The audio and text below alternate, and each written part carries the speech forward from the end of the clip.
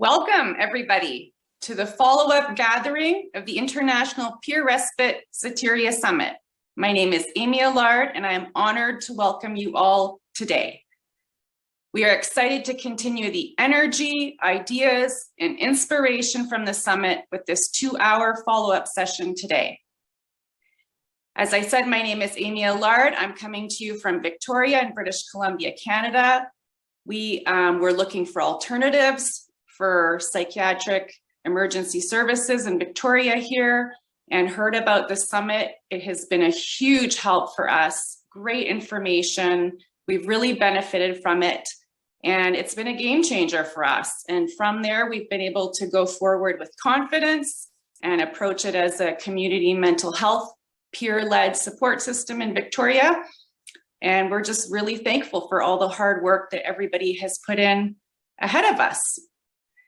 So we're very excited about today's gathering, where we will continue to network, get to know each other, and begin live mentoring for those who are interested in beginning peer respites or Soteria houses, or want to use the principles in their own life or work.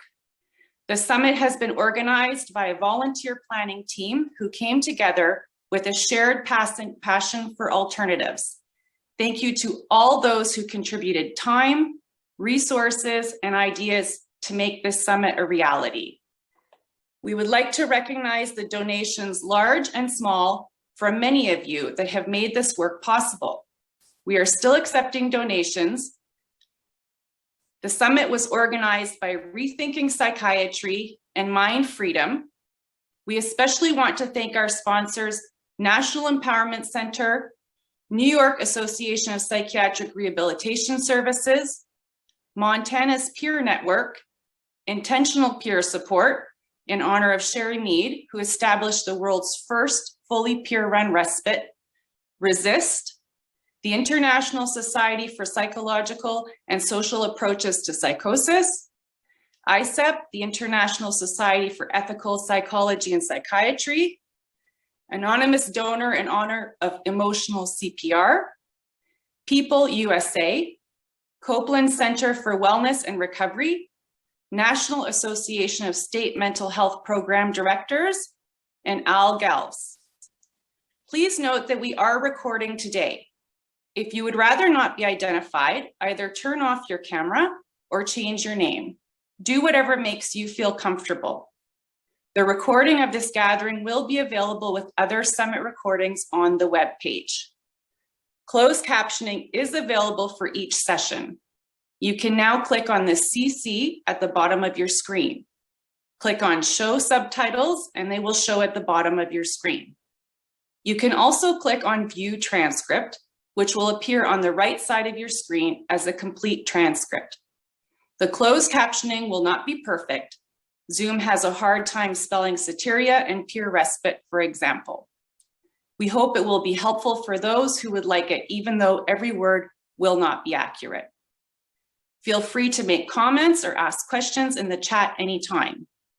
If you would like to ask a question or make a comment, raise your Zoom hand by clicking on the reactions button on the bottom of your screen.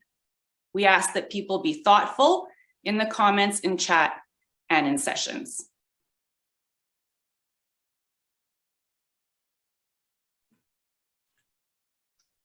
Welcome, everybody. It's good to see everybody here again. I've been missing our meetings. Amazing how this has come together.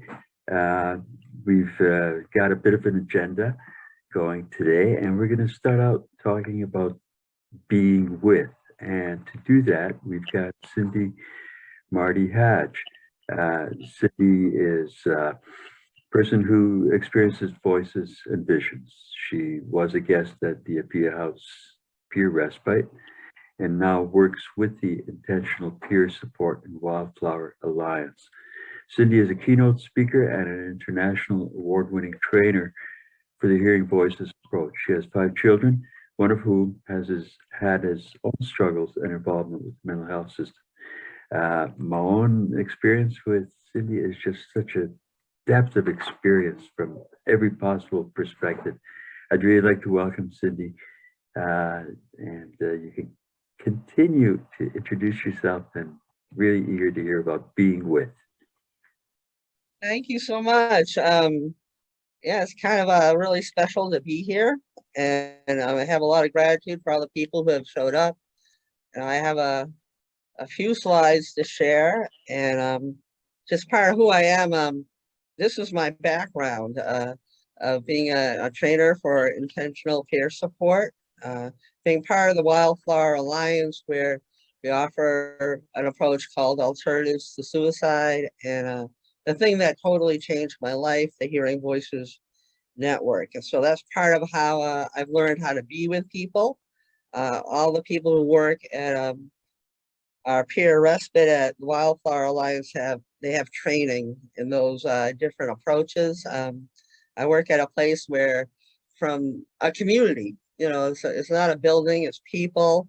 It's a community where everybody comes together. People come, they meet they belong when they say they belong. They don't have to meet a criteria, but it's basically people who've had life interrupting challenges. So everybody from the director to everybody who works there has gone through something. And what we figured out together was, people who make it through sometimes have the best information to share and support with each other. What were the things that were helpful? What were the things we wish had happened? And then how can we create them? And so one of the things we created was the AFIA Peer Run Respite. It changed my life as well. The last time I faced forced commitment, I got to go there and learn a lot about myself and the other strategies I can use to get through a difficult moment. And truly, it was an example of what others saw as a crisis, as this huge catalyst for learning and growing for me.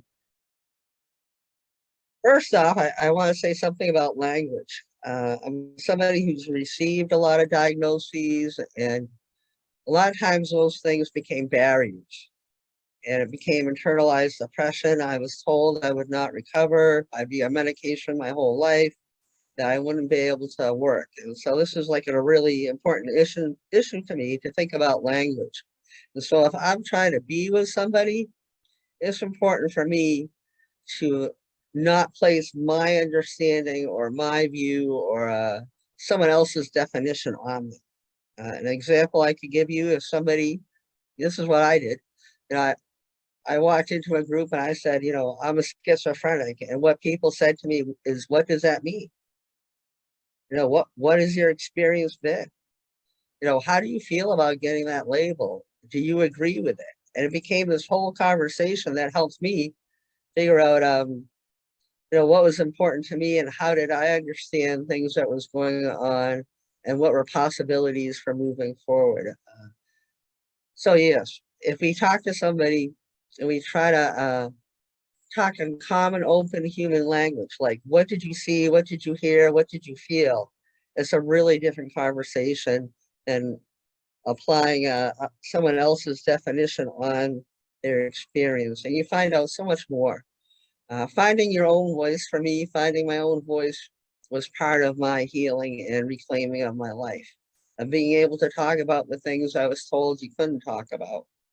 And it really creates new relationships where people, instead of telling you what you think, what you should think, act, or do, instead are curious about why you came to believe what you believe.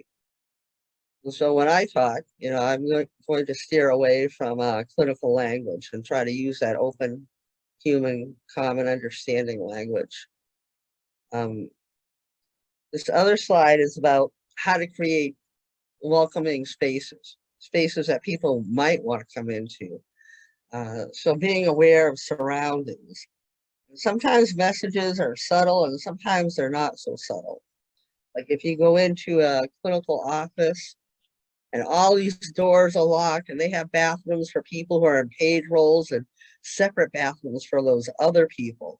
Like you get all these messages about, that you're not trusted or you're not worthy or you're othered. And so we talk about being aware of environment, trust. One of the hugest things that can build trust is just making expectations clear and transparent.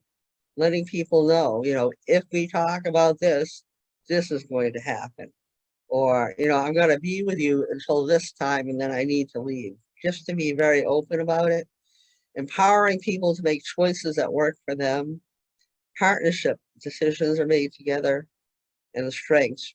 I think after 20 years, around 20 years in the mental health system, I didn't know I had any strengths. I just saw all my problems that needed to be fixed and all the things that people didn't think I was capable of. And coming into a peer support environment, I walked in and I said, I'm messed up in all these different ways. And what people said to me is, you're still on the planet. You must have something going for you. You've been through a lot. There's a way that you've survived. And so that began a different way of looking at myself, to really look at what are those individual strengths. And this comes out of intentional peer support.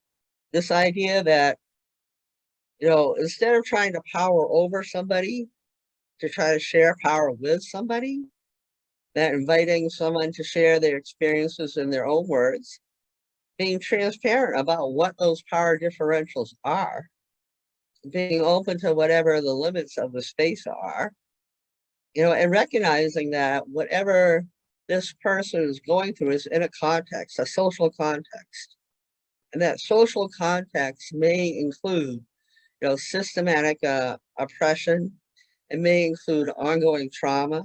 I know I would end up in front of a crisis team and they would ask me if I felt safe, but they weren't talking about where I lived.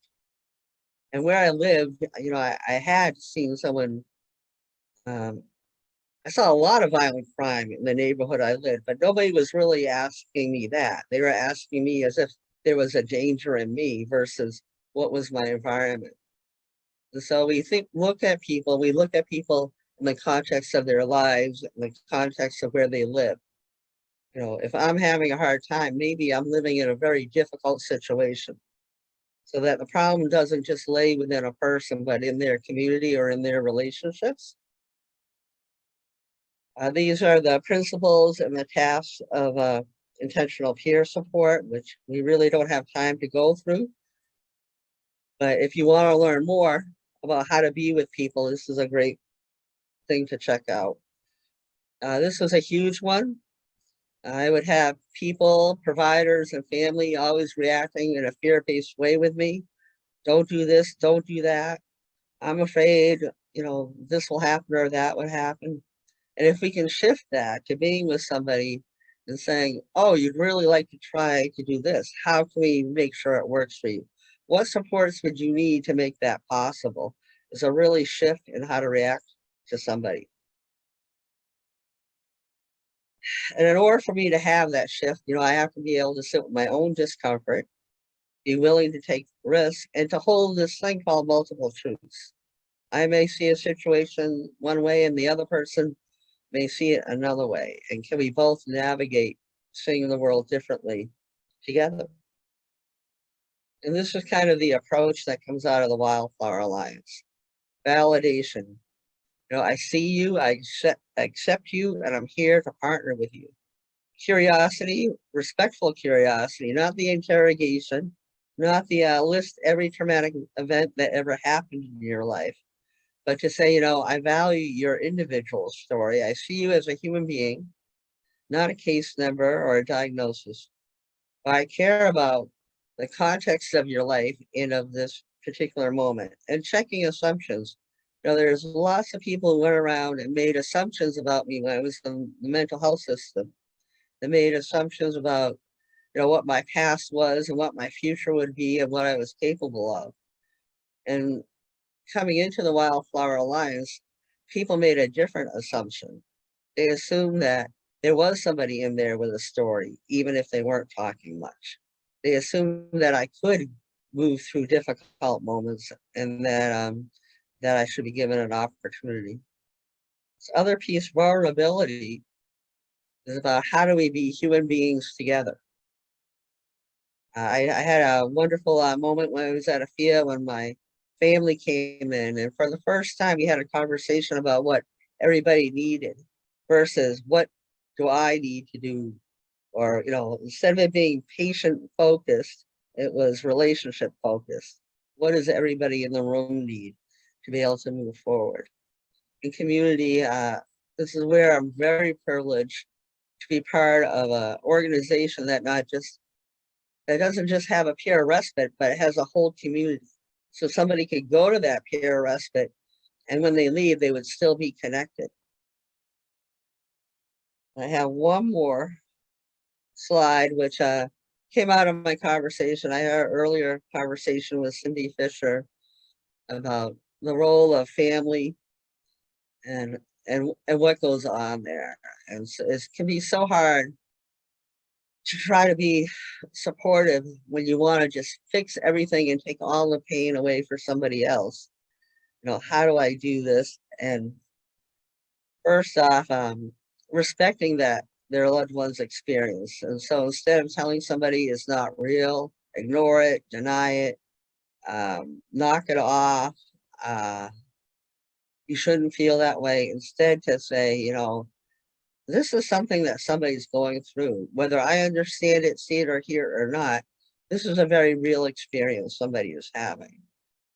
And in order to actually be present with somebody, I need to examine my own beliefs and feelings, so that I can be able to change that relationship with a person.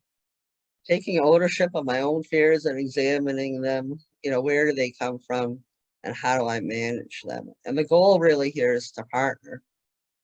And if we can partner, we can learn together. I can learn more about what's going on for them. They can learn more about what's going on for me. We can build trust. Oftentimes in family relationships, people are doing the best thing they know how to do with the resources available, sometimes end up breaking trust with their loved one. And so how do we repair that? How do we build mutuality? How do we spend time focusing not just on what we're trying to get away from, but what we're actually trying to move forward? And exploring worldviews. What is actually important to the person who's in distress versus what might be important to me? How can we figure that out? And in all of that, we hope to grow connection. So that was really fast and kind of a lot of stuff to throw out there, but I guess I hope that people know that there are places to get support around approaches to partnering or being with people that have been incredibly helpful to lots and lots of people. And so now I'm going to invite Cindy Fisher to come into the conversation and share a little bit about the experience that she's had, and then we're going to have a conversation about it. I'm just going to take a moment to introduce Cindy Fisher. Cindy is a passionate advocate and a parent who's dedicated to a paradigm shift in how we look at and care for each other in a trauma-generating society. She is the mother of a 43-year-old adult who is seeing with new eyes and being with in new ways. And Cindy, just before you step in here, I'd just like to thank you, Cindy Marty Hatch, for your really clear presentation. I've been doing this work for years, and it seems like I understand, but seeing it elucidated and spelled out like that on the screen is really helpful to understanding what it is that we're doing. Cindy Fisher, I'd like you to join us, and I'm going to cover myself up. And thank you. Looking forward to your conversation. This is a participatory exercise, so you are invited to ask questions, but I think maybe we could approach it with allowing the two Cindys to have a conversation as was intended. And as we move along further, possibly if you want to participate, raise your hand, and we'll try to recognize you and include you as we're able. Thank you.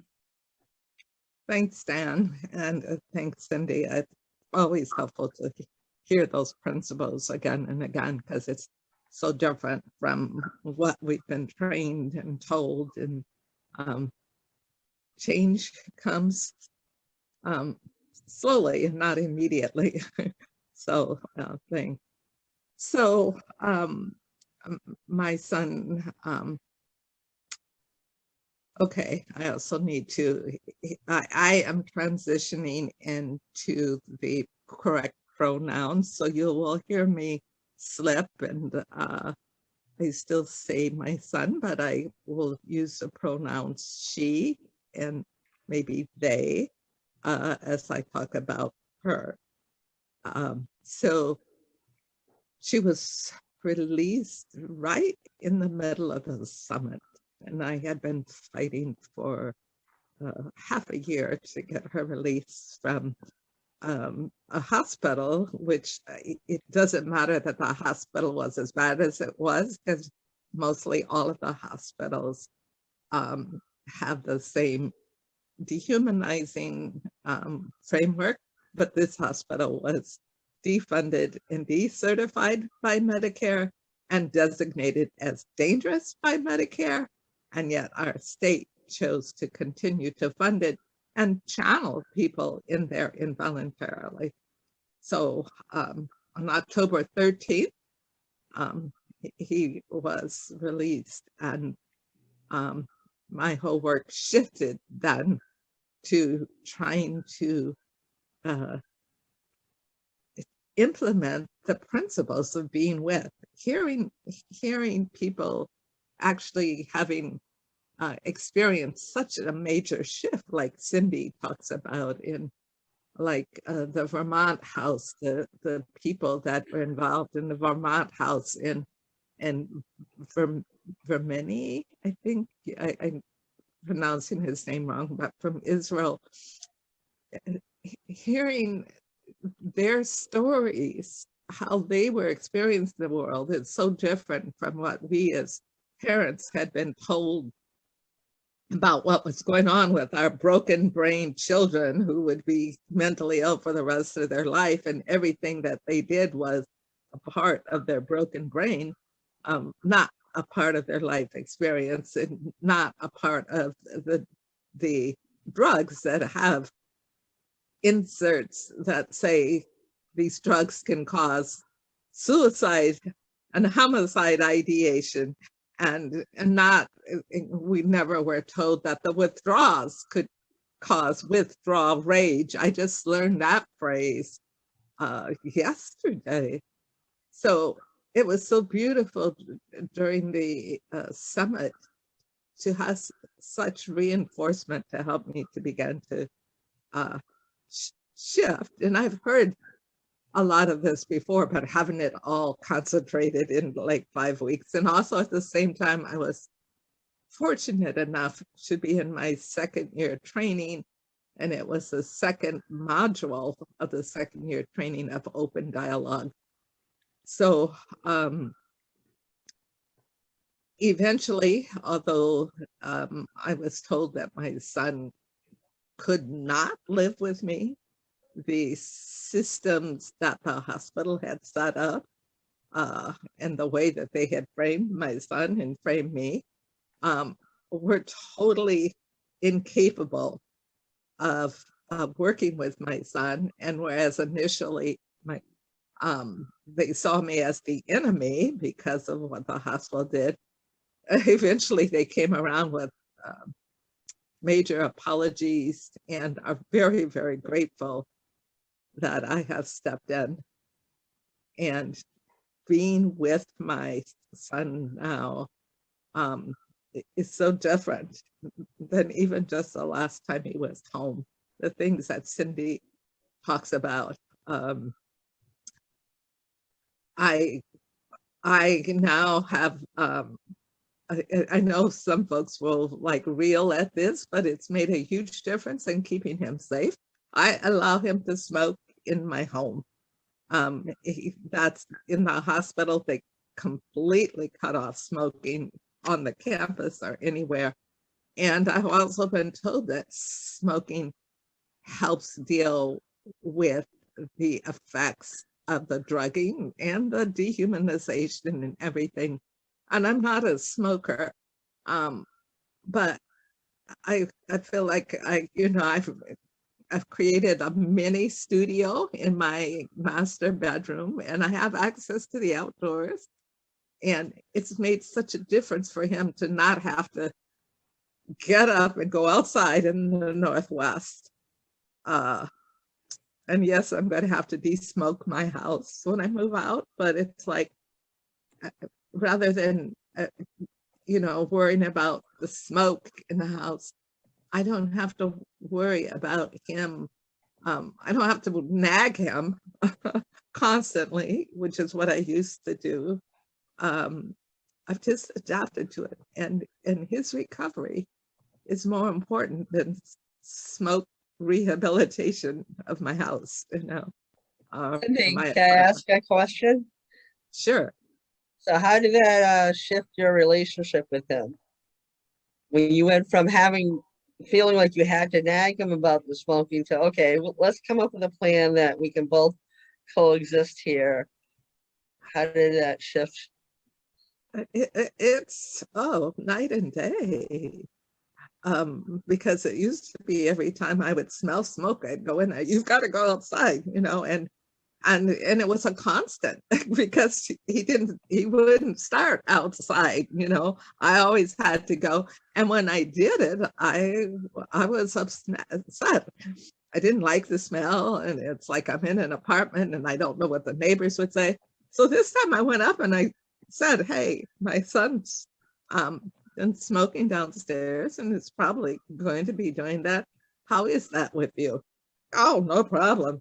We don't smoke, but we do marijuana, which is legal in the state of Washington.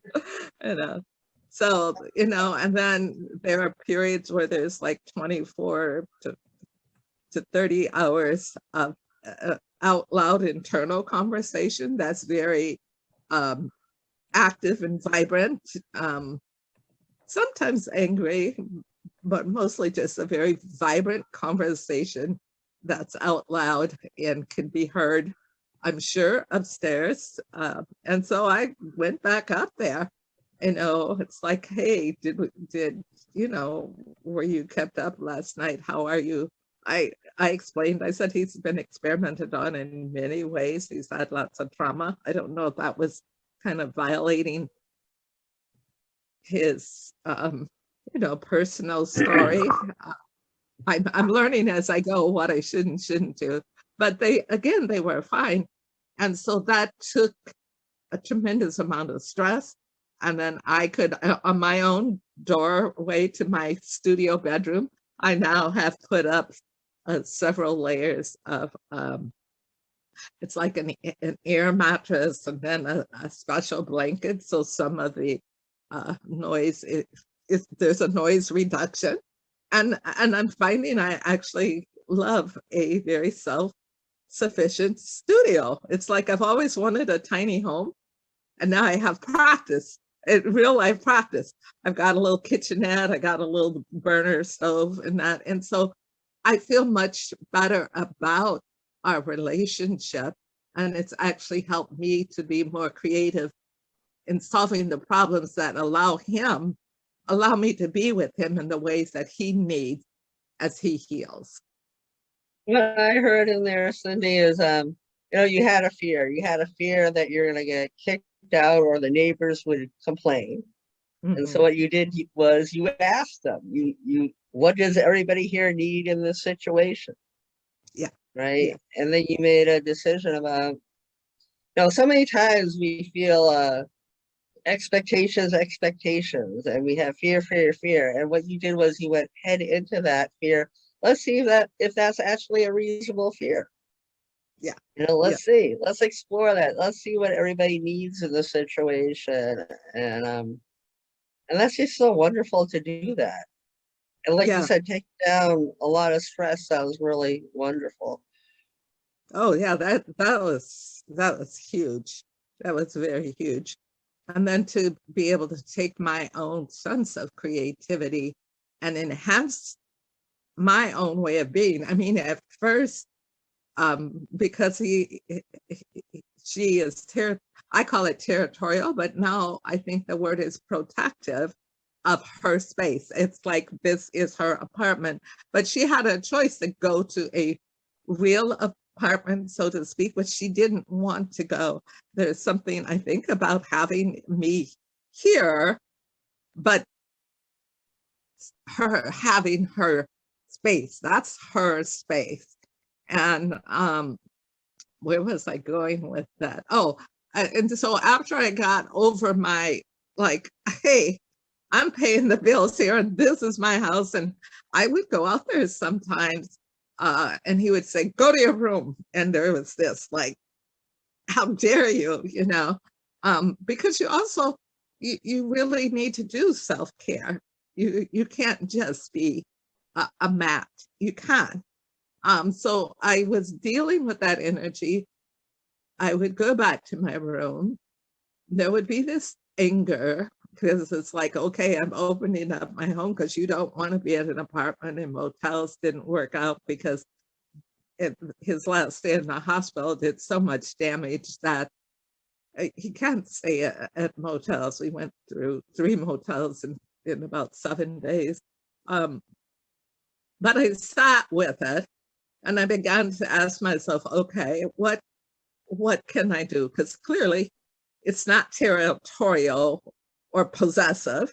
It's like he just wants his space, you know? And so then I just started rearranging things. I took all of the things out of the living room that were my grandchildren's, because at one point it was kind of like an unschooling center. And at first I was just having him there amongst all their stuff. And he didn't say anything, but I began to think about it. Well, if he's really this protective, maybe I better make it his space, you know? And Can you imagine something? I know you can imagine. You can imagine if somebody's been incarcerated, or if they've been in an institution for months and months where they don't have their own space, where they cannot even sleep without somebody walking into that room, where people go through your stuff, if you even are allowed to have any stuff, and to say, oh my gosh, I want a space. You know, I want a place, I want a home, or I want a place where I can be and not be walked in on. yes. Right. And not be told this or that. And I think part of your process must have been kind of like, you know, what is most important to me? Is it most important to me to have my child fit into a social convention? Is it most important for me to feel respected? Is it, you know, what are the most important things? And it sounds like the most important thing was to try to figure out a path with your child. Yeah. Yeah. You know, that, you know, the deal breaker is more like you don't want to lose them. And so how do we make this work? What I would do when I would sit here and I would be angry before I started, you know, being creative, and I was going through my anger and I was saying, but do I really, I mean, I spent once a week, every week since like July 4th. I missed a couple of weeks, but I would, on a Monday, I would prepare my posters, banners, get all my food. And then the next day I would go stand in front of the hospital, you know, exposing it, saying, you know, it's a decertified, defunded. And my heart would break because he would be inside, you know, and sometimes we tried to stand where he could see him. And I was determined to do that. And then I had to add another day. I would go stand in front of the psychiatrist's house.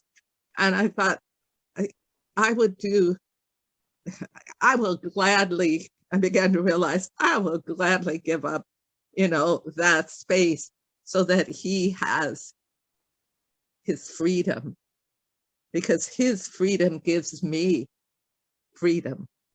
You know, when he's locked up there, I'm locked up, you know, and my heart is breaking because I read all of the stories about this hospital that's so dangerous. And so it's like, oh yeah, I can do this. And then so I shifted and and now I have the tiny home I always wanted anyway. And I think it's so beautiful, like to take like an IPS, you talk about moving towards, right? Or thinking about hope and possibility. And so you had, some of us spend a lot of time for a reason, imagining the worst, right? The worst things are going to happen, but to actually put that energy towards creative imagination, creative, constructive imagination. And so in your story, you make that shift to like, okay, let me think outside the box and put my energy to figuring out how to move towards something instead of just looking at the negative. How do we really re-examine this? I'm Yeah. wondering if we want to open it up to questions now. Do you feel all right with that? Say something really quick in that, and it relates to what you said, Cindy, about how important is community. So if for parents who have, I'm sure some have gone far beyond, anything I've done, but we haven't established a real community yet. And so sometimes it gets really difficult and sometimes dangerous because there's not the community. I don't want to put it on my son, because so much trauma and harm has been done that it's going to come out in ways because it went in wrong ways and it's not a part of the body. And so it's going to be projected. And if there were a community like the Soteria House or the Peer Respite or other ones where there is more of a community to support it, the chances of the real healing of both he and I, and the community, because the community in a way is as much responsible for this as I am as he is. So I just want to say that it's like an intermediate step, but the success is far greater when you can create that connection in the community with the community, which I'm trying to do. But as you know, Cindy, it took a lot of work. It didn't happen overnight. And so there's going to be times when it's like, oh my gosh, are we going to make it? But again, it's not because his disease has progressed. I hate that. I heard that too many times. It's because the community has not been reborn enough yet to support the healing of all of us that have been harmed and traumatized in a trauma-generating society and community. So. Right. And when we live in a trauma-generating community, when when we have a loved one going through a hard time, when we go to the professionals and they tell us they need to be put in a hospital, and then all of a sudden our rights as a parent kind of disappear. Yeah. We're trusting our loved one to strangers who don't know them or love them the way we do. A lot of trauma going around. That creates fear, right? I'm coming from the world is not a safe place. Yeah. And seeing things about what could go wrong, and to instead trying to think about what can go right, what would supports look like. And yeah, that's why we're here, Cindy, right? We need more community supports, we need more peer respites, more Soteria houses, and if sometimes it's just impossible to be ever present for somebody else and take care of yourself at the same time. Right. It just is. And so how do we, that's why the last thing on that approach is build community. Yeah. Meaning, purpose, and connection. We want to be interdependent versus dependent. Right. And as much for me as for him. It's like self-care. Please don't confuse me, and don't burn yourself out, because that won't help your child either. You have to make some decisions where self-care may in the moment trump the care of your child, and you just have to say, I'm going to build community. I'm going to build community. It's not perfect. This isn't perfect situation. I'm not always able to give 100 or 75%. Sometimes it's giving to me, and that helps me to continue to give to him. So we gotta. And it's also a really hard message to tell a kid. I've had to tell one of my children, right now, I am not the best person to support you. I'm just not, and I love you no matter what, but we got to get more people in your life. Yeah. Because I'm limited. I'm a limited person. And the other thing that was really hard was to deal with shame and guilt. Like, so how do if I can't always be there for my child and I take time to take care of me, do I feel guilty about it? For years I did, right? And it took me a long time to learn that lesson. If I don't take care of me, I'm not around to take care of someone else. Yeah. Kind of like that airplane thing. You got to Yeah. put the oxygen mask on yourself first and then the loved one. Yeah. And how do we create that balance? There's a bunch of questions. Okay. One of which is like really interesting to me is, do you want to talk about how you related to your daughter's voices? Oh, yeah. That is for the first time in the last week. I was able to actually enter into a conversation with them. And it was because I really respected and was very wanting to know when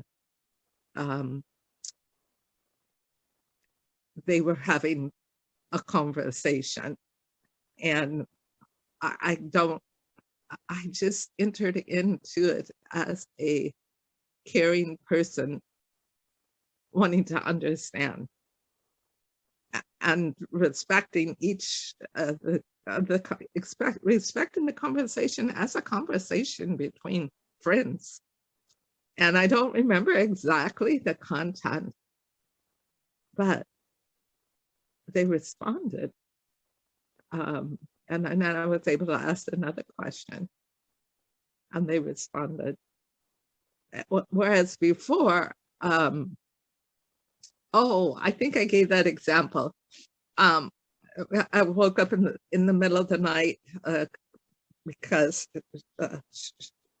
they were screaming, and I went in and I said, "What's going on? What's happening?" And she told me that one of the friends had been gang raped, and so my response was, well, now that it's over, can you be quiet and can we go back to bed? I mean, it was the middle of the night, he was screaming, I was worried. But I didn't, had that been a quote person that I saw and knew physical, I wouldn't say, oh, okay, well, I'm going back to bed now. So the next time it happened, I responded like, oh, that sounds terrible. That's what the conversation was about.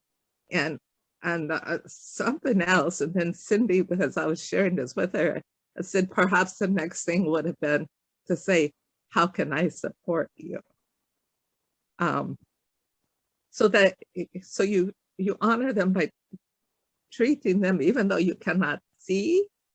If you want to, Cindy, speak to that. I mean, it was miraculous. I mean, I've never been able to do that, and it was. I'm learning.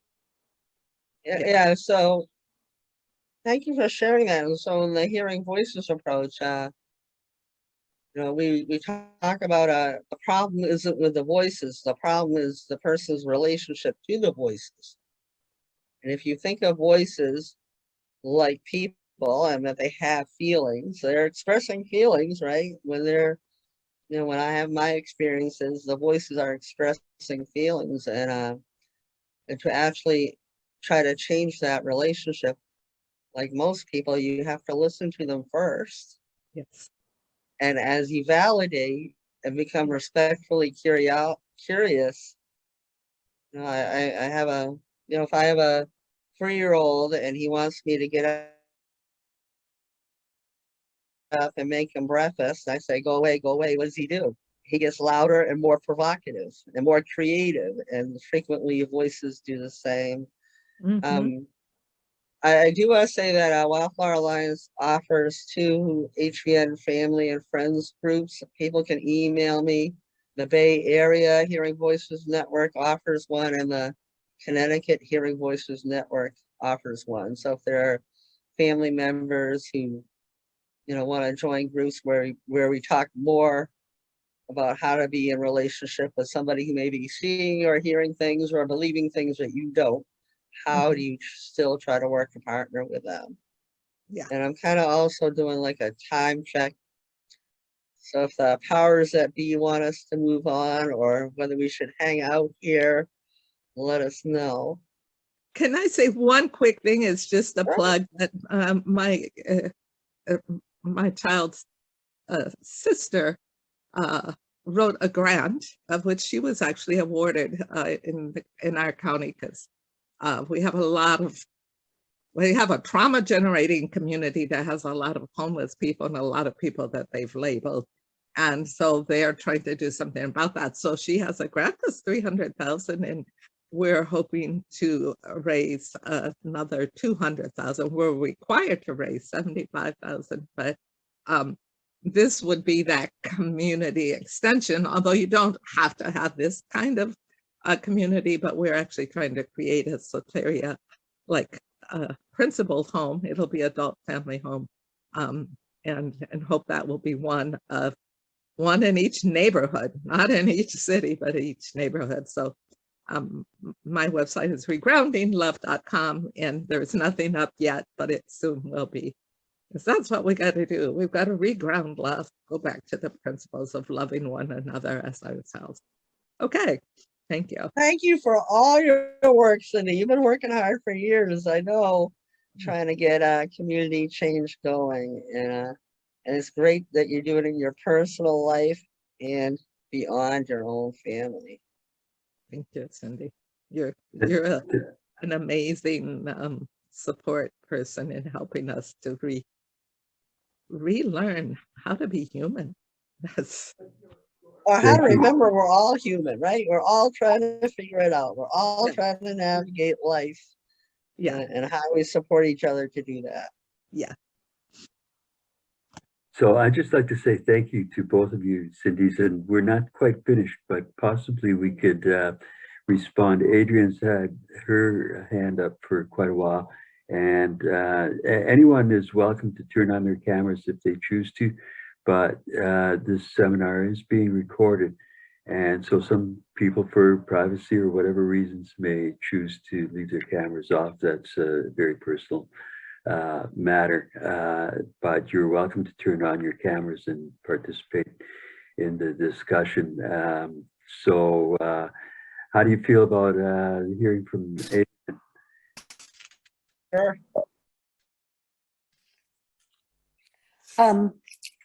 Adrian, you're up. Hello there. I'm so glad to connect. Sorry. Okay, can you hear me? I hope you can hear me. Yes.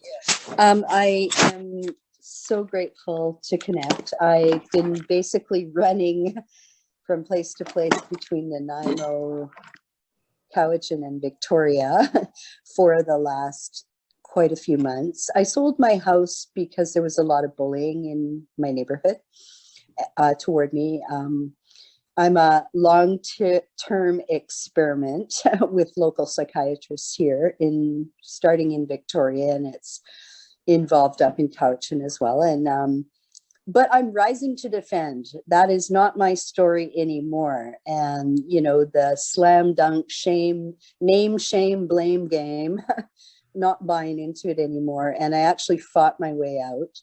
What helped me was being a literacy learning teacher in my master's and using it on myself. What are the bigger questions? I have extensive health body harms. I'm not getting any medical care of any sort on the island, and it got so bad that I sent all my carefully gleaned medical reports, even gleaned with aggression, much aggression in offices of doctors, physical doctors too. So it gets pretty deep. I sent them to the National Institute of Health in Bethesda, Maryland, and they answered me back in only 8 days. But I get nothing here. But I was put lengthy during COVID into involuntary twice for prednisone. Prednisone is an autoimmune drug to calm down all the inflammation. It's not a psychiatric drug, but it's been known since the 1950s to cause psychosis.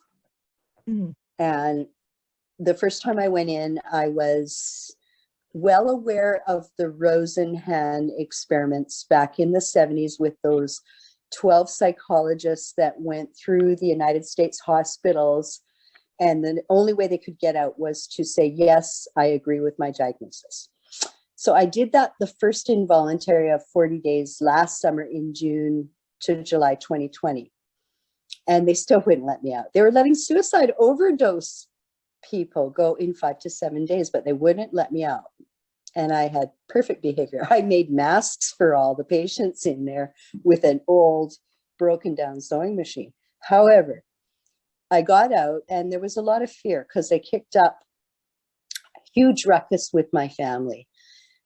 We are a Métis Cree family, non-status. So we're kind of the lost generations there. And the idea of incorporating, don't talk about it, pretend nothing's happening. This is a very non-status Métis generation, intergenerational trauma. You hide things, right? You hide yourself, pass as white, don't say anything in the community, and make yourself small and gossip. But it's been extremely toxic in my family because under head honcho down at VHA, I had a brother who in 2006 committed suicide, and I never grew up with him. I didn't come from a bad family, but the intergenerational crap has gone on for years. But I'm claiming my place, and I'm not afraid because it's the fear, the 95% fear of what you think could happen, but might not happen. So I have on the second involuntary, I wasn't arguing. I was saying all the way through, right from day one, it's prednisone-induced psychosis. It even says that day one on the involuntary hospital records, but they didn't check the box. So what they did there was they twice, last summer and this winter, January to March, they withdrew prednisone with, an immediate cancel of the drug, and then, gradually put it on about a week or 2 weeks or 3 weeks later. So that actually makes a prednisone-induced psychosis much worse, and osteoporosis, inflammation, extreme pain. I was crawling around with one of those wheeling, rolling bedside table carts, and they wouldn't give me a walker, and I'm 60 years old and I have health problems. However, I smiled through it all, had perfect behavior. I was actually an embarrassment to them, but the second time in the hospital, they tossed me between 4 psychiatrists. Some of the doctors were even coming up from Victoria. Big people there. Big people were arriving up there on weekends when I was there. Kind of kept myself in my room during that period when I saw all those old people in there, and I know who they all are. However, it's all word games, name, blame, shame games. It's all word games. We know who we are. We are strong people, and I am humbled of all the worldwide focus on Zoom. Thousands of people, millions of people watched Gaber Mate's Wisdom of Trauma. That's only one thing. I sat in last year, the World Health Organization conference called Health, a Political Choice, Act Together Now. I sat in that conference, kind of uh, banging through the glass barrier ceiling of not having a PhD. However, people have kept me far away, but I have no community here. So I'm delighted to know there's a few people on the island here, because boy, one thing that I have shown psychiatrists, they know I'm a researcher, right? The 2019 Victoria Local Area Health Profile. This is a statistical document. It's 22 pages long from 2019, so prior to COVID. It has every statistic for birth, death, kidney disease, whatever, and psychiatric stuff in there too. It's a statistical document. And surprising, I think it's on page 9, is that they list the rate of serious mental illness in the Greater Victoria region at 34.7% of 1,000 people as a sample of the population. So I started looking at population studies around the world. And schizophrenia is less than 1%. Bipolar disorder, no more than 5%. Canada is really in a dangerous situation because of our socially funded cash cow of healthcare, where our taxes are paying our healthcare and the citizens are so apathetic. They think it's all good, wonderful, benevolent care. It's not. It's absolutely not. It's a cancel culture, and it cancels people right to their death, and it's all through the drug industry. Anyway, speaking boldly, I'm really completely alone, but I want to start a Soteria House, and so thank you. Anyway, thank you for letting me share a little bit.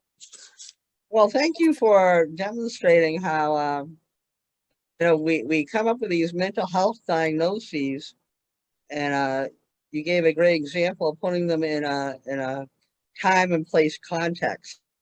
Why are more people getting diagnosed in one area than another area? Maybe there's something that's unhelpful in that community structure that's causing distress and causing what gets labeled. And I'm hoping that, if you want to stay in touch, that you're going to put your contact information in the chat. And I also want to make sure we have room for other people.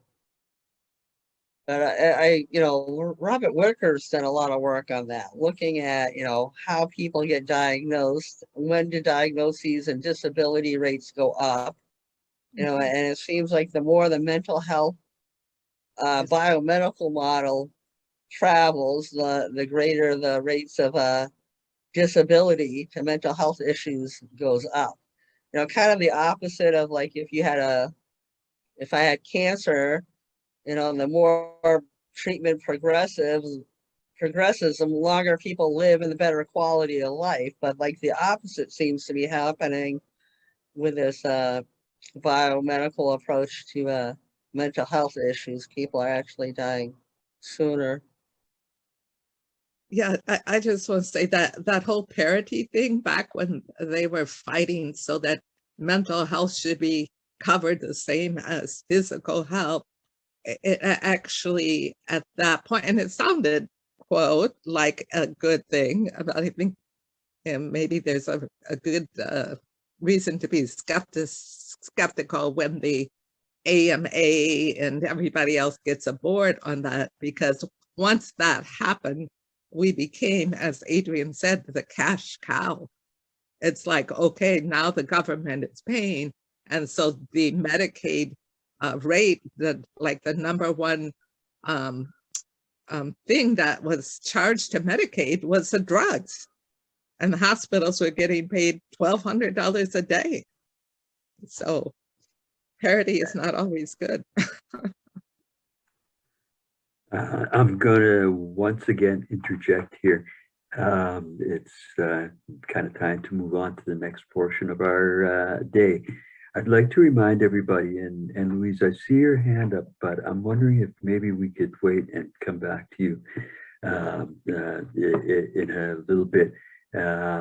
We will be remaining after the 2 hours official close, so that as we've been doing throughout the summit, we will have the opportunity for more informal conversation, and everybody will get a chance to be heard. And we're just kind of figuring this out as we go. It's time to move on, I believe, to the next. And thank you very much, Cindy. And Cindy, that was, I think, really special to hear about how this has worked for you. You know, how things have changed and how you're growing through this process. And imagine, you know, even months ago, you know, how many changes have taken place. Susan Musante is going to take over at this point. Now, Susan has been part of our summit organizing from the very outset. Susan really was essential to the start of Soteria, Alaska, and has tremendous amount of experience. Our next segment is going to involve a number of people. I'm so happy that you've been able to join us. You know, I've got so much respect for some of you folks, you know, Yana and Jean from the original Soteria House again. I find it really fascinating. That's 50 years ago, you know, and how much has happened and how much still needs to happen, you know. So Yana and Jean are going to be joining us, as well as Cindy Marty Hatch is going to remain in this conversation. Kathy Laws, who is building a peer respite in Pennsylvania and has also been part of this process from the outset, and Eamon Flynn, coordinator of a group that's working to start Soteria in London. Susan, I'm going to turn it over to you. Thank you very much for being here. First of all, I want to say thank you for all of your work as well, Stan, and also, can you all hear me? Am I on? Yeah. Okay. Sorry. And I want to thank the two Cindys for sharing your stories and helping us with language around all of this. Is one of the things I've learned over the years is that, especially the part about being curious but not doing the great interrogation, it's really important to find the words to enter the conversation. So I really appreciate all of that. I'm going to say from the outset, for some reason, the last 2 days, my internet has been a little unstable. I don't know why. So if I get knocked out, Stan, you're back in with everybody else, but we have lots of people in the room who can help with the questions, I'm sure. So, so hopefully I won't get knocked out. So how we talked about doing this segment was to, because this kind of was an outgrowth out of the nuts and bolts committee. How can we help people who want to develop alternatives or are in varying different phases of developing some alternatives to conventional systems? How do we do that? I myself have worked in the conventional system, and I've also worked in Soteria alternative and done a lot of work with peer support implementation. But we have with us a couple of people who have put together questions who are in various different phases of trying to develop an alternative to the conventional system. And then we have a bunch of people in the room who have been involved in the development of alternatives, and Stan pointed to Yana Jacobs and Jean Larkin, who were part of the San Jose original Soteria. We have, I hope I'm saying it right, Eamon Flynn, who is coordinating a working committee in the UK to develop an alternative to conventional interventions, if you will. I never know what to call them. So someone pointed out some of these places aren't healing, so not necessarily hospitals anymore. And Kathy Laws, who's going to ask some questions as well. So how we're going to approach this is we're going to start with Kathy Laws asking a question. I'm going to attempt an answer, but then we're going to have room for other folks to jump in, including Yana, Jean, who am I missing? And really, and then we're going to open it to anybody else who who has some wisdom around the question. And hopefully we'll get through more than one question because we have a lot of wisdom in this room. So thank you all. Kathy, I'm going to start with you. Kathy's from Pennsylvania, US, and she's part of the Ferns Project Council, Respite Council, and they are in the process of starting a peer respite. So maybe you could tell us a little bit about what you're doing, and let's go to the questions. Sure. So I'm part of like a dozen or so people that have been meeting almost every month for 3 going on 4 years, and people have been meeting before I even joined with the dream of having peer respite. We've really benefited from things like the Wildflower Alliance's Peer Respite Handbook that just has a lot of those nuts and bolts put down in paper from the experience of opening a FIA, and just the generosity of folks like Cindy and Sarah Davidoff and Ephraim and different people from AFIA, and then other peer respites in our part of the world, the Monadnock Peer Respite and a few others. And we've written for a few grants. We have formalized ourselves into, rather than just a group of people meeting, we've become a council. We have bylaws. We have identified a fiduciary, an organization that has a nonprofit legal status in the U.S. and decades of experience running peer programs, that we will sort of come under their umbrella as we open. And as we were planning for the summit back in the summer, we were very excited because we thought there were some very targeted grant opportunities. We would have the opportunity. We thought we had a pretty strong case to win, and we didn't. But literally just as the October session started, a private donor made a significant donation that's going to allow us to open the doors. So now we've moved from the money piece of it being like the primary thing that keeps us from opening to sort of like all those other nuts and bolts. Not to say that money still doesn't play a part, because we want to be sustainable well beyond this initial period of opening and use that money to sort of attract additional money and grants. And that leads me to sort of, I had peppered Susan with a ton of questions, but that leads me maybe to where I would start, which is so often, whether you're looking at a government contract or you're looking at a private foundation or some other way of sort of enticing people to give you funds, they want to know how their investment of you will continue after their investment stops. So what is your sustainability plan? And we've been really struggling with that because we haven't opened yet. We don't have a track record. We can say what we wish it would be, but we can't point to any guarantees that what we wish, we just can't guarantee them. So given that that seems to be a pretty standard question that any type of funder, government, private, whatever, would ask, like, how do you, as you're opening your doors, answer that question? So I'll start and then I'll pass it to others. One of the things I meant to say earlier is that we're entering into this idea of having people available to help folks start alternatives or draw on the principles of what's there already. But this is just a sample, so we know not everybody's opening a peer respite, but this is a sample of some of the questions that come up.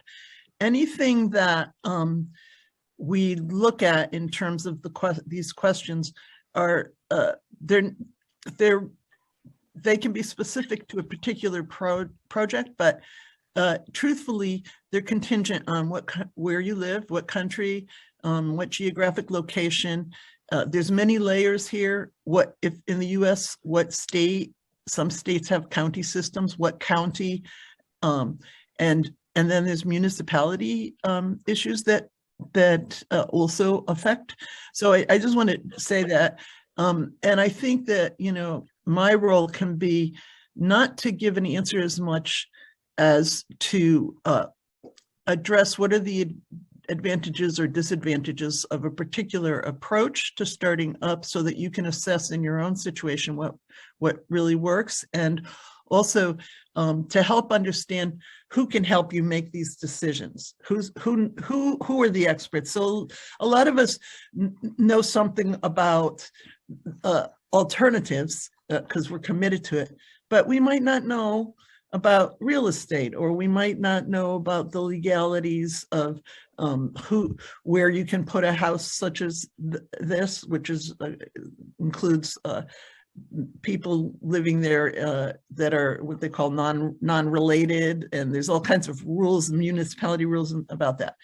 When I hear the word sustainability, for years I always believed that they were talking about financial sustainability, which indeed they are. But what I learned from, we have a nonprofit organization in Alaska that actually helps nonprofits in development, which is with the business end, because a lot of us have passion and commitment, but we don't really know the business. This is like new to us. You know, I'm a counselor. I was trained as a counselor. They didn't teach us business practices. So, so that we kind of learn on the job usually. But we had an organization that helped us, but I want to speak to sustainability. It's not just financial sustainability. And you, Kathy, you guys have 1 foot ahead up, because you have some funding, and it's flexible funding, which means you can match it, use it to match other grants. And that's kind of the angle I would take with that. We have funding, but we're going to use it to keep it sustainable. But the most important part of sustainability, because the programs that I have seen this is a general statement. I have seen some programs that didn't make it, not because they didn't necessarily have the money, but they lost their vision. And so their vision or their purpose became not sustainable. And I've seen organizations in an effort to just keep bringing in money sort of chase the dollar and go after funding that isn't really consistent with their vision and mission. So I plead with anybody to do this, to never lose your purpose or your vision, and that the funding you get should always support that in whatever way that it can. And that's, you know, that to me is the most important part of sustainability.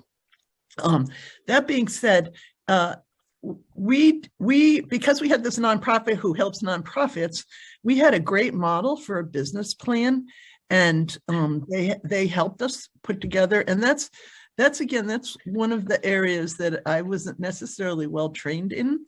And so to have an organization who could help us like that, and I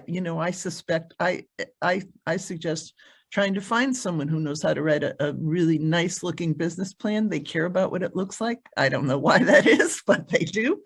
And and the other thing that I know Jen Killian from UK has talked a lot about is having not just one funding stream, but sustainability, having multiple ways of funding it, so that with an understanding what percentage of the funding that funding stream is, and what part of it is, and how, once you accept that funding, it impacts on your long-term vision and purpose. So some organizations have gone the Medicaid route, but really understand how having a Medicaid reimbursement impacts on how the language that people use, which we already talked about that today, how important the language that we use is in helping people and supporting people, how important that language is. So certain funding streams are going to give you different language and understanding how to translate it. So I always recommend multiple funding streams. I can tell you the funding streams we had in Alaska, which was, we got a pretty large state grant. How we did that, it took us 3 years of educating people in the legislature. Oddly, we met, not oddly, but surprisingly to me, we met with all kinds of legislators, and we were meeting with this one senator, and I never expected he would hop on board. I didn't think it was his bailiwick. And I could barely finish talking because you only get 10 to 15 minutes if you're on a good day with a legislator. And he said, stop, I got it. He said, I understand this. He said, I'm going to carry this bill for you. And I couldn't believe it. And I said, you are? And he said, you know, my neighbor down the road, and this is a guy who's a doctor as well as a legislator, a doctor, reindeer farmer.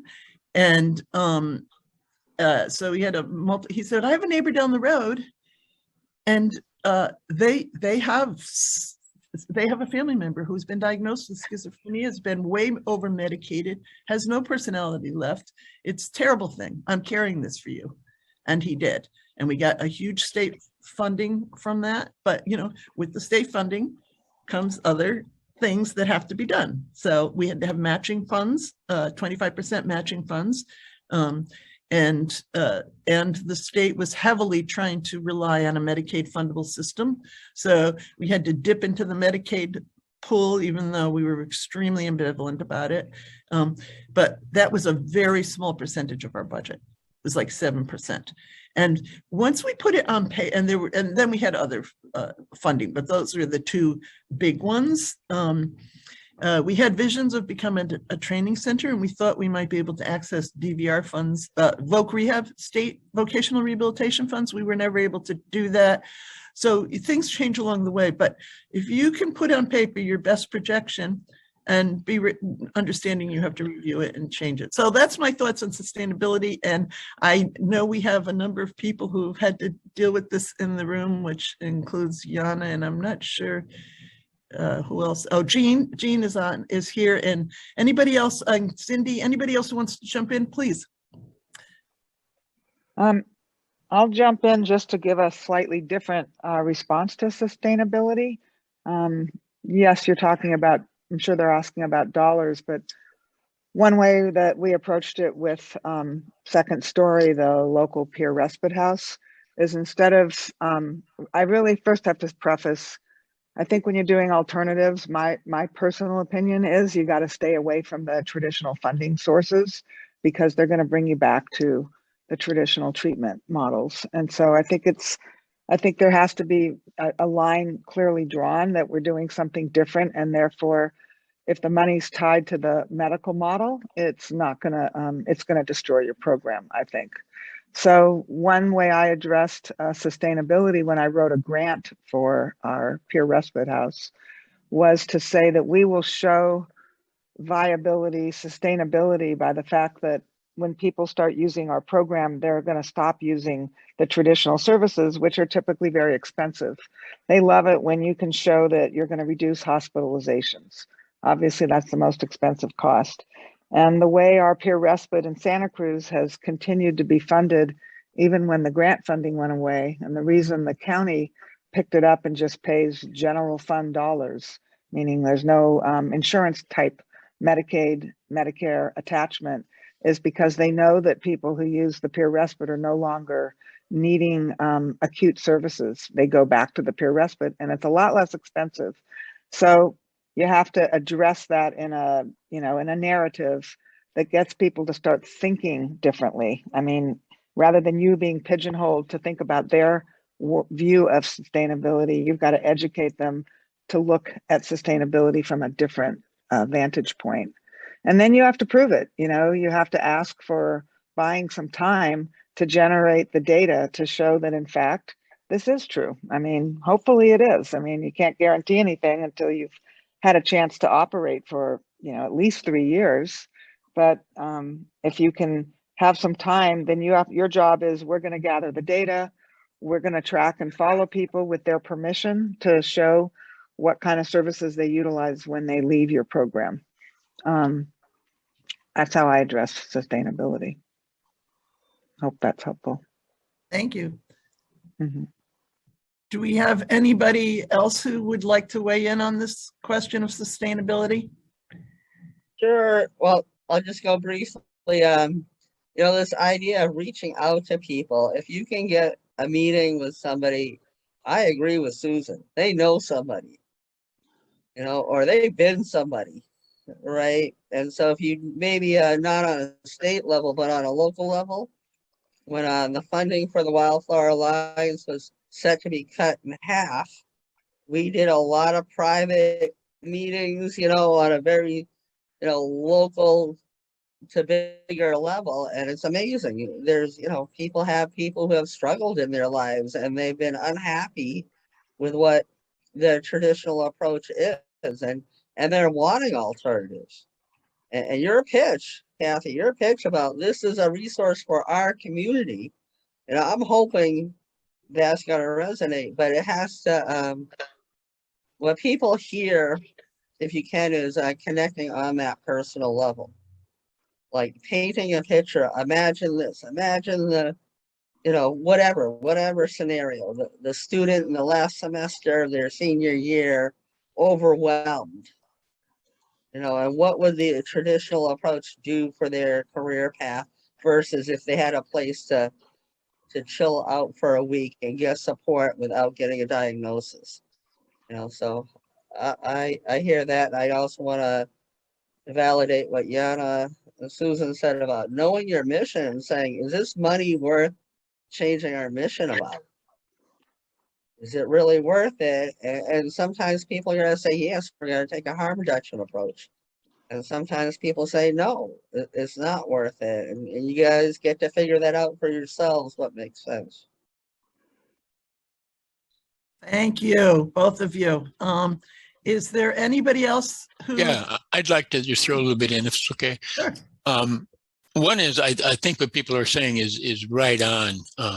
I would probably go a little more extreme and say, be arrogant. What you're doing is right. So sustainability, I think, is a false question to begin with. It is a question based on fear and fear of the future. And that is much of what we're dealing with constantly. All the reactions, the reason you people are hospitalized is because people are fearful of what's going to happen in the future. And so I think part of there's the nuts and bolts, which Cindy has talked about, and Yana and Susan have all talked about, and is correct. But there's also the attitude behind it, the soul spirit behind it, which is the same way we deal with people in trauma, which is to listen to what they're saying, listen to what the fear is, and try to address the fear that they're dealing with. So if you're talking to a nonprofit agency that wants to know, they want to give you some money for a while and want to know what your sustainability is, I would, to an level, ask, one, address their fears, and then ask them, why aren't they part of your sustainability? Why are they limited to giving it to you for a limited time, and then they're going to walk away? There's all kind, and that's part of the arrogance of what you're doing. And I'm saying that is a kind of a spirit, but not a putting it out there in their face, but that's internally. I'm listening to this, and I've been doing this for what, the 6 or 8, 10 weeks or the 10 sessions. I just love what people are doing after all these years. Yana, I think, probably feels the same way of, my God, this is 50 years this has been going on. And she knew about it. I didn't even know this was happening. I've been out of the system for 40 years. So I'm just so pleased, but I want everybody to stay arrogant, understand that what you're doing is the right thing, and be ready, be able to fail at, who is it, Bertolt Brecht or whatever, try, fail, try again, fail better. That's just a way of being. But I think my primary thing, I probably will shut up from here on in, is treat everyone that you're talking to the same way you would treat somebody within the house itself. Listen to what they're saying, listen to their fears, allow them to express what they're fearful of, and validate what they're saying. You don't have to change everything. It's not your job to make their fear go away. It's your job to help them understand that they're fearful. That's all. Just validate them. Okay, that's all. I'm done. Jean, thank you so much, and thanks for joining us. And I'm glad you've been able to get back involved, because timing is everything, and there's a real buzz happening right now, and that's going to support everybody's sustainability, regardless of which direction you go. I thought I saw a hand up. I also want to make sure we have space to, does anybody have any burning comments before I move on to the next question? And I'd like to invite Eamon Flynn. Are you with us? I'm not seeing your name. Yeah, but- I can. Can you hear me? Okay. I'm Yeah, waving yeah. faces. Thanks, Susan. Yeah, so my name's Eamon Flynn. I'm a member and a friend of the Soteria UK network, and likewise, found my son has been in and out of hospitals in England, so many different psychiatric wards, even the Royal, the Bethlehem Hospital, called Bedlam. He's been in there for over a year, and just to sort of go back to sustainability, I mean, it must have cost him. He was in there over a year, and probably I think it was about £400 a day, and that's 400 days. That's about £160,000, which is probably $200,000. I mean, as Eugene just said, the cost of actually keeping him in summer, which is pretty oppressive and not very kind or even safe under the UK institutions, is just shocking in my view. And the argument of sustainability is, I think even enlightened commissioners in England would know that if we had a kind, safe community that could look after our loved ones, it'd be a much better alternative and fairer one. So I think the argument of sustainability is to flip it around and say we can show people we can do this in a much better way. And that's partly why the reason, I joined Jen Killian's wonderful UK Soteria network. Jen's been heroic over the years, keeping Bradford going and keeping the hope up and discussions going that. And probably from galvanizing from all the people in England and from this course, we've had a little London group of about a dozen or so people, just even starting from the strength of conversations we had about alternatives to psychiatric wards, alternative place. It's been really great to hear everybody across the world do all this. And just to give a little shout out to my colleagues, Veronique and Joanna, but also to say hello to Cindy Hatch. I actually am a friend of even though I'm based in London, I'm on the family and friends group of the Western Alliance and the Bay, and it's a wonderful group where we can, we sit and we talk about our loved ones, but Cindy gives a perspective of what the Hearing Voices groups in a very unique way, which is really has been a great support to me and everyone else on the group. So, I mean, I just love the idea that Cindy and we're all here to support families in a way, and how our families can help our loved ones, and how we're all building communities in very unique and special ways. So I just want to thank Cindy and the Hearing Voices group in America for actually showing us how families can build allies with the Hearing Voices network. So I'm actually then going to ask a question to Cindy, because I know Cindy.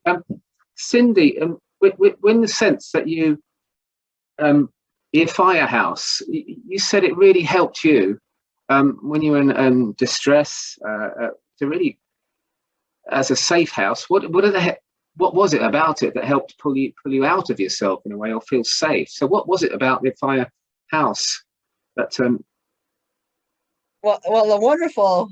First off, it was an option from instead of getting committed, which the therapist and the psychiatrist agreed to. So number one, that's a win, right? Number two, I go in there, and they ask me what would be supportive, and initially that I had a bad reaction to that, because I'm like, I'm in big trouble, and if you guys don't know what to do, this is bad.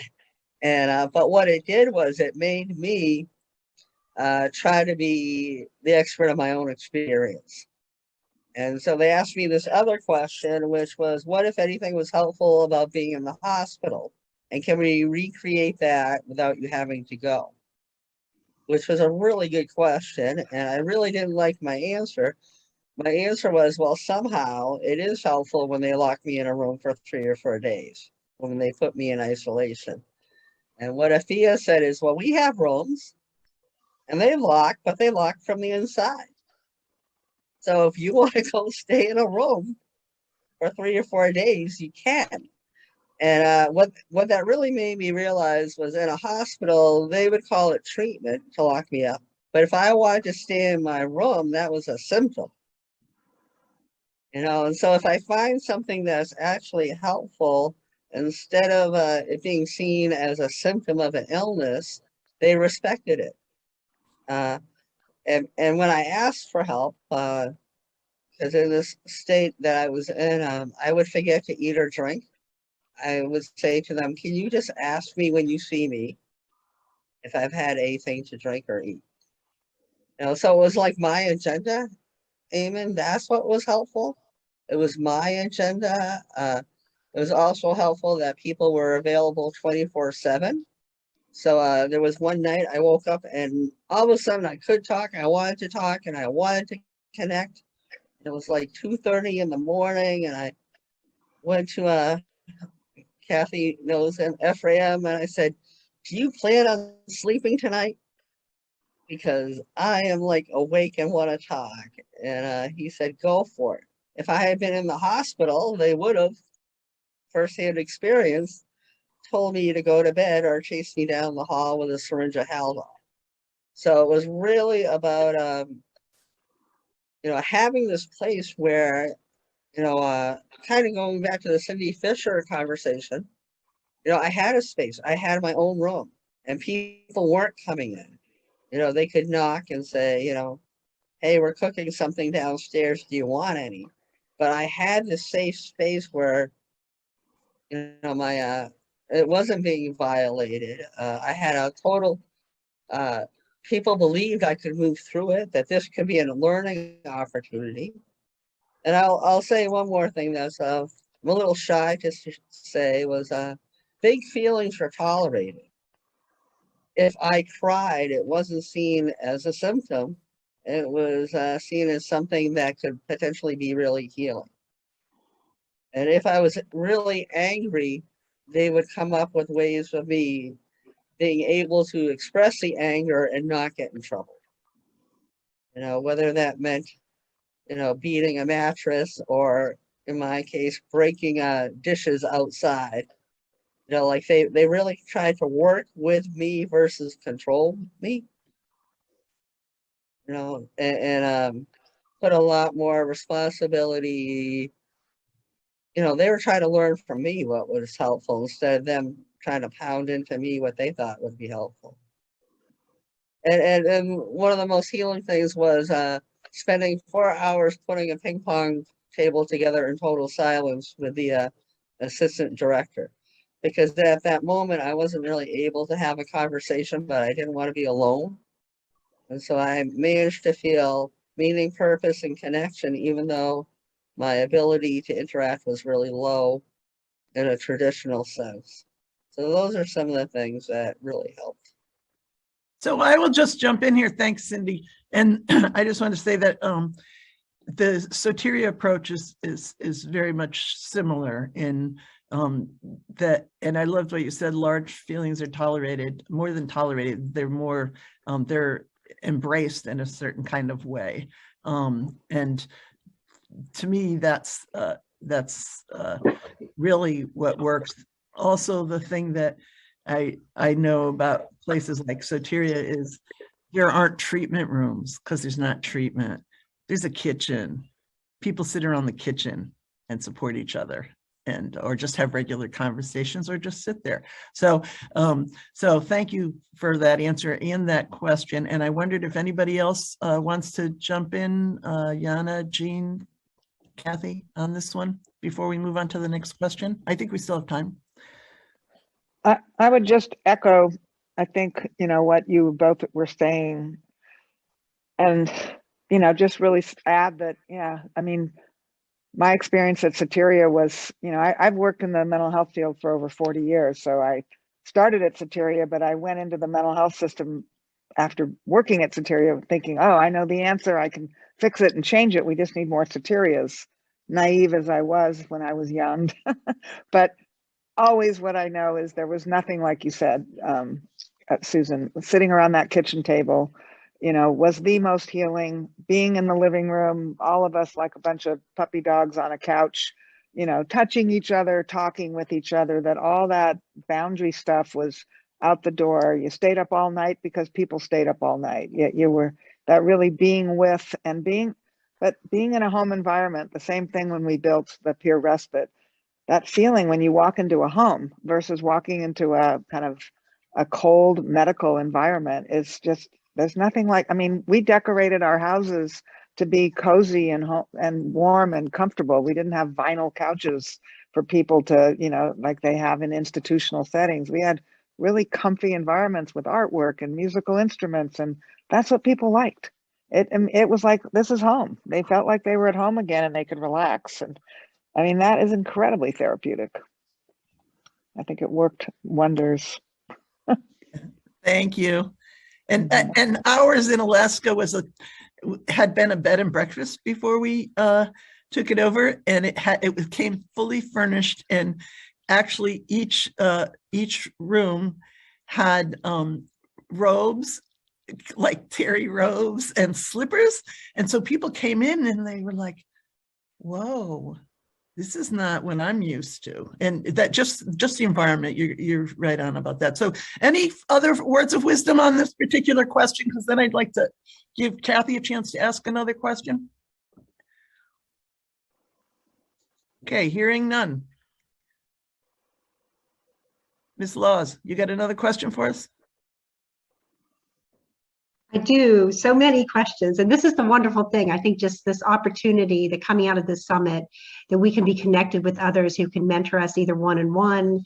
You know, like I had the opportunity to talk to Susan last week, and you know, and others, and but maybe there's groups coming out of it. And I know, looking at some of the chat, I think some of us know that we also need to connect sort of locally. So maybe there's some way the summit planners can sort of help facilitate that connection within local geographical units.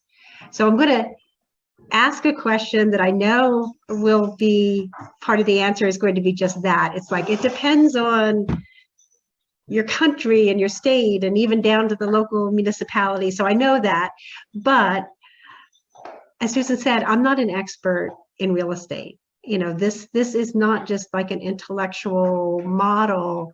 We need a physical house that will be sited in an actual municipality of some sort. And we know that the people who are in that house won't be related to each other. And that impacts the house, how the house might be zoned or licensed. I don't even know the right language for that yet. And because we're talking about peer respite, I think maybe another layer might be that it's short term. It's sort of almost like Airbnb. So I sort of wonder, like, how can Airbnb people do that without worrying about zoning and stuff? But anyway, how do we get started in even, how do we educate ourselves on like language, the right questions to ask? How do we find people who would know how to help us navigate through all of these? Are the real nuts and bolts where we are right now. We need to figure this out. That's my very inarticulate question. The question didn't even come out in the form of a question, but maybe people can help me. So what I hear is that, how do you navigate just the different laws around and regulations around where to site the house, whether you need a license or something like that in order to do it? And yes, you're right, it depends upon where you are. So I'm gonna, before I take a stab at this, do any of our panel folks want to take a stab at this?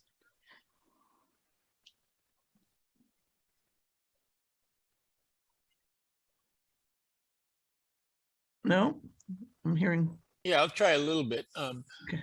So some of this I went through when we started Imanon after Soteria.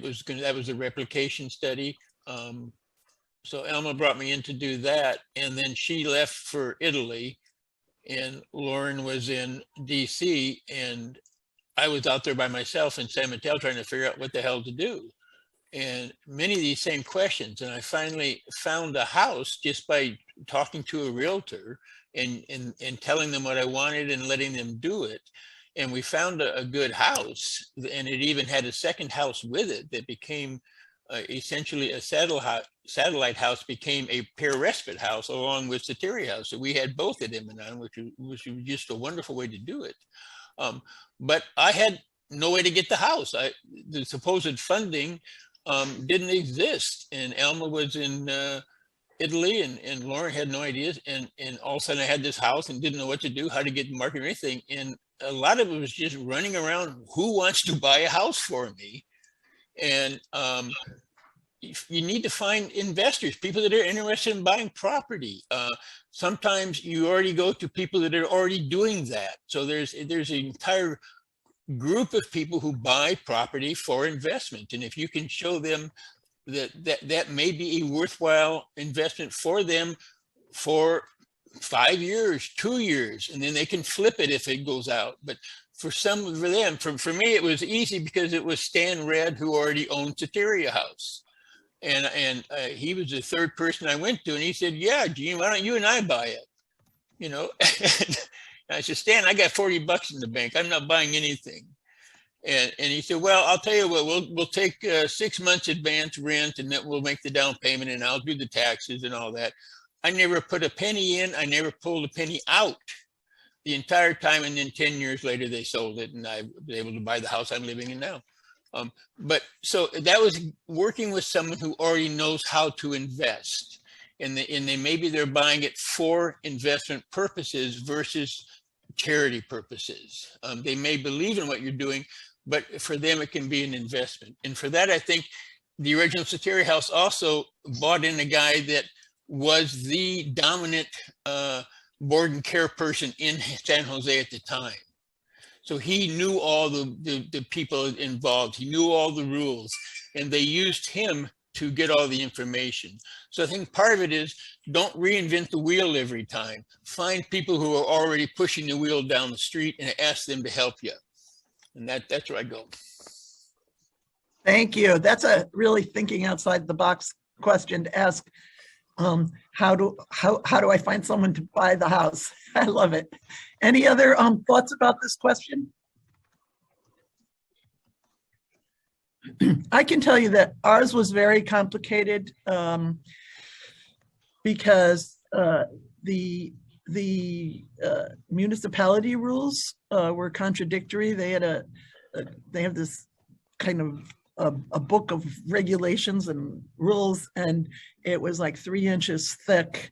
And you could look at page 3 and it would say one thing, and then you'd go to a page 150 and it would say just the opposite. So it was very complicated. And we also accessed different people with different expertise than, say, I would have, who knows about real estate, somebody who knows about. So we had a real estate agent exactly identifying who came to understand what it was we were looking for. We had an architect involved who understood what, in order to have a dwelling or a home that had people, what they call unrelated people living in it, there's certain fire laws that you had to comply with. If you're going to have more than 5 people, they were different than if you were going to have 3 people. And so they understood all of that, and they also understood zoning where it could be. But we also had a house kind of came our way, and so then we had to make sure it met all of those qualifications. And I remember we actually brought in like the city planner, the fire code person, that we had a round table at one point with everybody sitting around the room, and they were reading from the different codes and realizing right there in the room in front of us how they were contradictory to each other. And finally, and we had a great deal of issue with the neighbors at some point who were demonstrating, and we were advised to go to the city, the local council, and get their approval. And that may or may not have been the wisest thing to do, but in the end, the municipality, the people in charge of disability rights came in and said, and stop the discussion. People with disabilities have the right to live in the neighborhood. You can't stop that. And that ended all discussion, and we were able to move forward. So it does depend upon where you live. I know that's a terrible answer, but that's the one I have. But I can tell you how we managed it. And we did a lot of work with developing the relationships of the folks we needed. And we brought in people who knew the stuff that we didn't know, like the real estate, the architect, the fire code person. That was all very important. So any other words of wisdom on this question?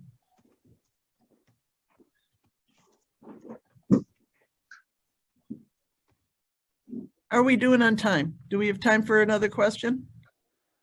Yes? I think we do. And I haven't been looking at the chat. All right. Eamon, do you have another question for us? Yeah, sure. So a lot of Soteria houses are actually, say they state they can help with medication reduction or medication discontinuation. Does any of the panelists have any experience what this might look like in practice? What sort of team you set up? And how that might work with the local psychiatrists, court orders, how it sits in or outside the mental health services? So Yana and Jean were in the original Soteria House, which was set up as a research project. So I'm going to let them start on this one, please, if you're willing. First I just have to say the original Soteria was designed for first episode psychosis, is what the literature said. And so so in that time, you have to think back, this is the 70s, and people titrating off their meds and recognizing that medications were bad for them hadn't really become a recognized thing yet. And so we weren't taking people, we were taking young people who were having their first break. So they weren't on meds, needing to get off meds. I would say now in my later years, and having worked at the Peer Respite where this issue would come up frequently, I referred people because we didn't have any medical, we didn't have any psychiatrists to help people titrate down with, changing their prescriptions. You'd have to find, we would advise people, you need to work with your doctor. You need to find a doctor that will support you and help you reduce meds. But we also referred people to, I'm blanking out on Will Hall's, the name of the harm reduction model that Will Hall wrote. We would have that available on our website. I mean, on our at the computer, and a hard copy, so that people who said they wanted to titrate off their meds, we would refer them to Will Hall and his great book on how to do that. And since then, we have now a lot more resources that are available for people. And so personally, I think it's a personal choice, and I would support anybody, but I want them to have support going through it. And there fortunately are groups like Laura Delano's group and others like it that will help people who want to. And so basically, I think you refer people to, other people who have been there, done that, and can help, share their wisdom, because the expertise is with the people with the lived experience. Quite honestly, the doctors don't have any scientific answers. It's personalized for each individual, how they do it and how they titrate.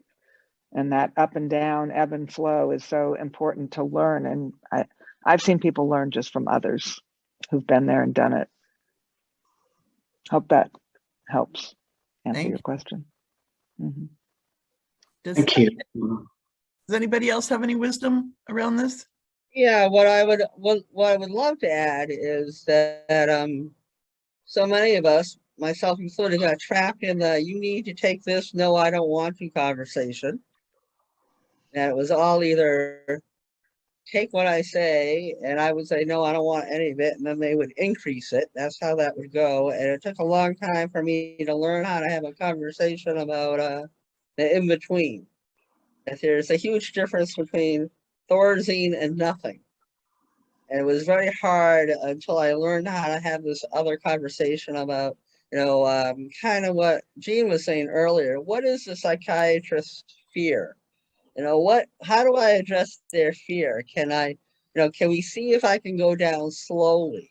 Can I actually get beyond a power control conversation and hear what their fear is?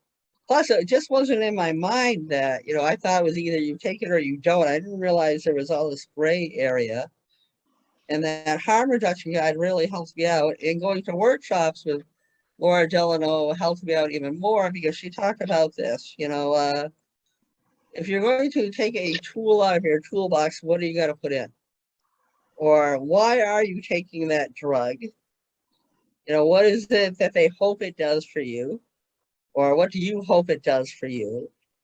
And if there's things that come up, are there other ways to deal with it? Are there other ways for me to be able to sleep at night? And the whole false premise that we're going to put a serious heavy duty drug in your body and you're not going to hear voices. Well, that's just not the reality for most voice hearers. So that premise, why am I on this? Well, you hear voices and we need to get rid of them. Well, so you got to challenge that quite a bit to say, sometimes it helps some people for some amount of time not to hear voices. So the other approach is, are there ways that you can change your relationship to your voices? So it kind of goes back to this whole question of what is the point of psychiatric drugs? And can we accomplish whatever needs to be accomplished without them or with less of them? Or can we try? That time I went to AFIA was because I had gotten off of everything and I was going through a hard time and I didn't know how to get through it without psych drugs, but I wanted to have the chance to try, and so that creating a space where people can do that. But I think it's very individual. I also believe in informed consent, right? That's the law in the US. If you're going to give somebody a treatment, you're supposed to tell them the possible outcomes and the possible alternatives to that treatment and the possible outcomes of no treatment. But to make this a broader conversation, instead of spending years or decades being stuck thinking the only possible solution is a drug, what are the other things I could do to deal with distress? What are the other things I could do to heal from trauma? What are the other things I could do to deal with voices and visions? So it has to be a much broader conversation than take it and don't take it. There's all this other area to explore. I hope that makes sense. And there is a lot of, lived experience of people coming off different drugs. And it can be very reassuring to hear, oh, when I came off of this happened to me. And then I'm like, oh, I'm not the only one. Oh, it's not my quote unquote disease coming back. It's my brain trying to recover from being under a wet blanket, And so I think there's a lot to be said for that. But psychiatrists generally are not trained in psych drug withdrawal. And so it's an effort to find somebody. The other thing that I throw out there that, I don't have a counseling licensure, so I can't lose it by saying this, is I had a friend who's a primary care doctor, and I was just about at this point of, do I get off disability or not? And I told him they're going to kick me off because I'm not taking any psych drugs. And what he said to me is, oh, people would be happy if I prescribed them, but you could always not take them.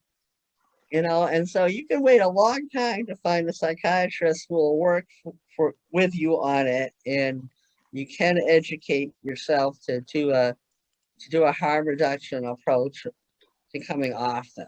But if you're waiting for somebody to co-sign that experiment, you're giving away some power.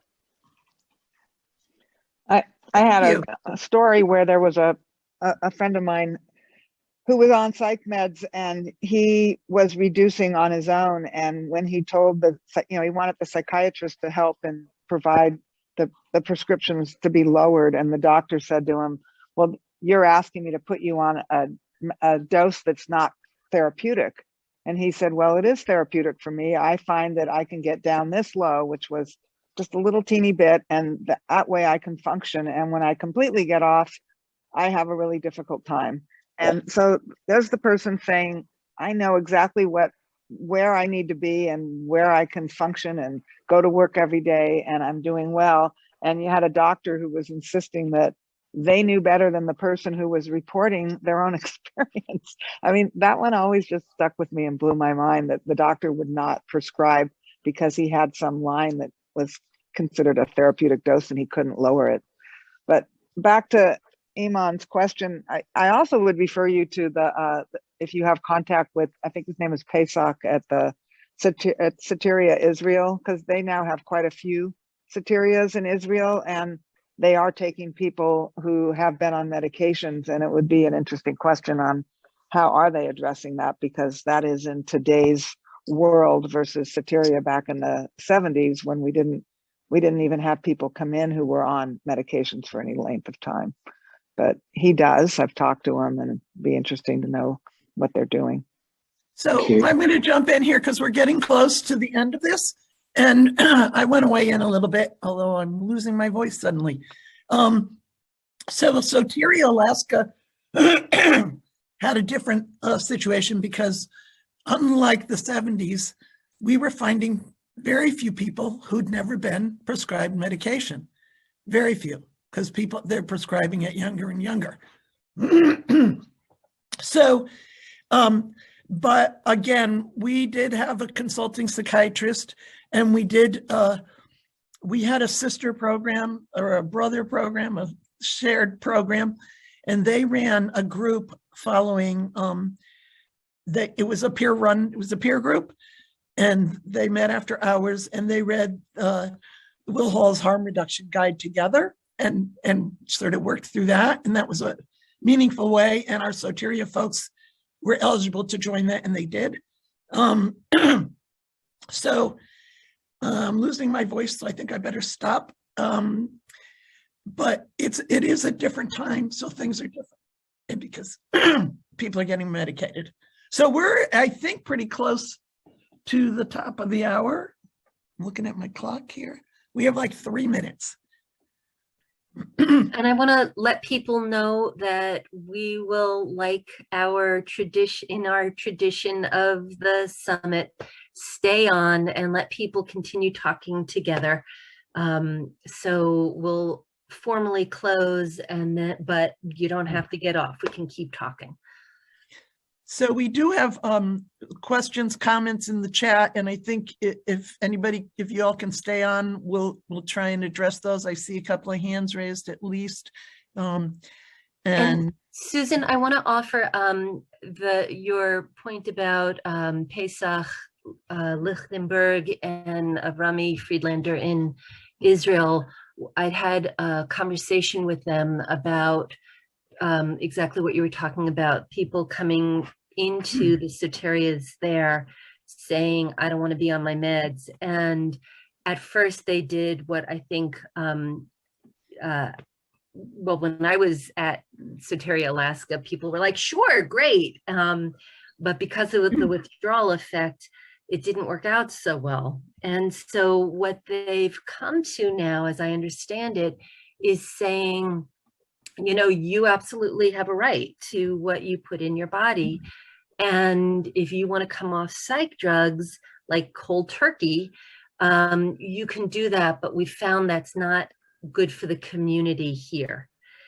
But if you want to come here, we can help you start with the tapering process. Because a lot of the people coming are funded through HMOs, health maintenance organizations, that they're the kind of insurance a lot of people have there. The HMOs will only fund 6 weeks, I think. So they make it clear that they won't be able to help people who've been on, 10 years come off in that time totally, but they'll help them start and give them information that they could then go and work with their their prescriber outside once they leave. But people get a sense of this is possible, and it's collaborative, and they have a conversation. It's not, you know, you can't do this, or sure, go ahead, do this. It's a dialogue, and it's what Voice, who's here, I see lurking, who I've learned from, you know, that there's a oh, I just forgot what I was going to say because I got so excited thinking about Voice being here. But there's something about like that it's about the community. It's not just about an individual. Thank you. We're at the top of the hour, so I think we need to close the formal part of this. But I do want to also say, yes, point to Israel, but also I believe, I haven't talked with them recently, but Vermont had some similar challenges as well and grappled with, as Soteria Alaska did, grappled with trying to keep to the original model, which was first people who were experiencing what we would call, what many people would call first episode psychosis, and but also not having some challenges that because people are getting medicated at a way younger age than they ever were before. So anyway, that's where we're at.